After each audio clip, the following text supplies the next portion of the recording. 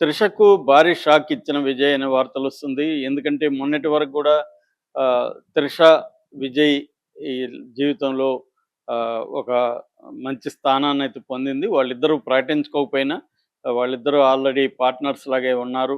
అనేక ఫంక్షన్‌లకి ఇద్దరు కలిసే వచ్చారు. వాళ్ళ భార్య సంగీత గూడా విజయ్ ఒక యాక్ట్రెస్‌తో తిరుగుతున్నాడు, హీరోయిన్‌తో తిరుగుతున్నాడని ఆమె చెంగల్పట్టు కోర్ట్‌లో వేసిన డైవర్స్ పిటిషన్‌లో గూడా పేర్కొనింది. సో, క్లియర్‌గా విజయ్, త్రిష ఒక పెయిర్‌గా అయితే ఉన్నారు. వాళ్ళిద్దరూ పెళ్లి చేసుకున్నట్టు గాని, లేతే కలిసి జీవిస్తున్నట్టు గాని ఫార్మల్ అనౌన్స్‌మెంట్ అయితే లేదు.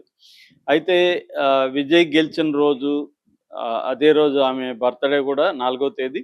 సో, ఆమె తిరుమలకెళ్ళి పూజ చేసి వచ్చింది. అప్పుడు అందరూ ఆమెకెక్కువ అభినందనలు తెలియజేశారు యాక్చువల్‌గా.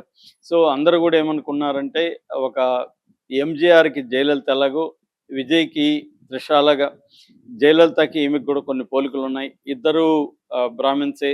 ఇద్దరు గూడా ఆహ్, క్రిస్టియన్ స్కూళ్ళలో చదువుకున్నారు. ఇద్దరు గూడా అఫీషియల్‌గా భార్యలు కారు. సో, ఆహ్, ఈ నేపథ్యం అంతా ఉంది. త్రిష గూడా కొన్నేళ్లకు ముందు ఒక మీడియాకిచ్చిన ఇంటర్వ్యూలో మీ గోల్ ఏంటి లైఫ్‌లో అని అడిగినప్పుడు ముఖ్యమంత్రి కావాలని చెప్పడం. అది గూడా పాపులర్ అయింది. అసలు ఈ పార్టీని పెట్టడం వెనక విజయ్‌ని గట్టిగా ప్రోత్సహించిన త్రిష అనే చెప్తారు. ఎందుకంటే విజయ్‌కి రాజకీయాల్లో రావడం పెద్ద ఇంట్రెస్ట్ లేదు. వాళ్ళ నాన్న 2020లో విజయ్ విజయ్ మక్కల్ ఆహ్, మయ్యం అనే ఒక పార్టీ పెట్టినప్పుడు గూడా విజయ్‌కి ఇష్టం లేకుండా 11 మంది మీద ఇంక్లూడింగ్ వాళ్ళ పేరెంట్స్ ఆహ్, మద్రాస్ సివిల్ కోర్ట్‌లో సివిల్ సూటేసాడు. సో, అప్పుడు అంటే నా పేరు ఉపయోగించుకొని పొలిటికల్ పార్టీ నాకు తెలియకుండా పెట్టారు. దీన్ని ఆపండి అని చెప్పారు. అది ఆగిపోయింది దాంతో. అలాగా అతనికి రాజకీయాల్లో ఇంట్రెస్ట్ లేదు. కానీ త్రిషని బలంగా అతన్ని ఇన్‌ఫ్లుయెన్స్ చేసి రాజకీయ పార్టీ పెట్టించిందని చెప్తారు. సో, త్రిష అతని వెనక గట్టిగా అయితే ఉంది. కాకపోతే విజయ్ జాగ్రత్తగా ఎంజీఆర్ లాగా త్రిషని ముందుకు తీసుకురావాలి అన్న ఉద్దేశంలో విజయ్ లేడని చెప్తున్నారు. అందుకే 4, 5 రోజులుగా గవర్నర్ దగ్గర పెద్ద డ్రామా జరిగినా ఎక్కడా గూడా త్రిష కనబడలేదు. ఎలక్షన్ రిజల్ట్ వచ్చిన రోజు తప్ప ఆ తర్వాత త్రిష లేదు. అయితే ఈరోజు ప్రమాణ స్వీకారంలో త్రిష కొంత హడావిడి చేస్తున్నట్టు కనబడింది.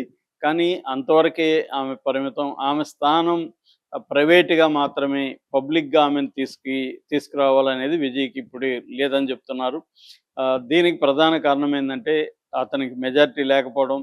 రెండవది ఆహ్, తన పార్టీ స్ట్రక్చర్ గాని, ఆర్గనైజేషన్ గాని స్ట్రాంగ్‌గా లేదు. మూడవది ప్రతిపక్షాలు చాలా స్ట్రాంగ్‌గా ఉంటాయి. తర్వాత అలియన్స్ ఉంది. అలియన్స్‌లో ఇతర పార్టీలు చాలా స్ట్రాంగ్ పార్టీలు అన్నీ గూడా సిపిఐ, సిపిఎం గాని, కాంగ్రెస్ గాని, వీసీకే గాని వీళ్ళందరూ ముస్లిం లీగ్ గాని వీళ్ళందరికీ రాజకీయ అనుభవం చాలా సుదీర్ఘమైన అనుభవం ఉంది. చాలా స్ట్రక్చరల్‌గా వాళ్ళు స్ట్రాంగున్నారు.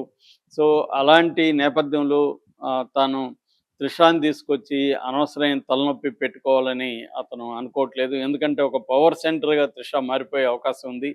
ఆమె ఆమె యాక్టివ్‌గా పవర్ సెంటర్‌గా మారాలని లేకపోయినా చాలామంది ఆమె చుట్టూ చేరి మార్చేస్తారు. మనం గతంలో గూడా ఇలాంటివి చూసాం. లక్ష్మీపార్వతి విషయంలో గూడా ఆమె అంత కేపబుల్ కాకపోయినా ఆమె చుట్టూ చాలామంది చేరి రామారావుని ఇబ్బంది పెట్టడం. దానివల్ల చంద్రబాబు గూడా బయటికి రావడం ఇవన్నీ మనం చూసాము.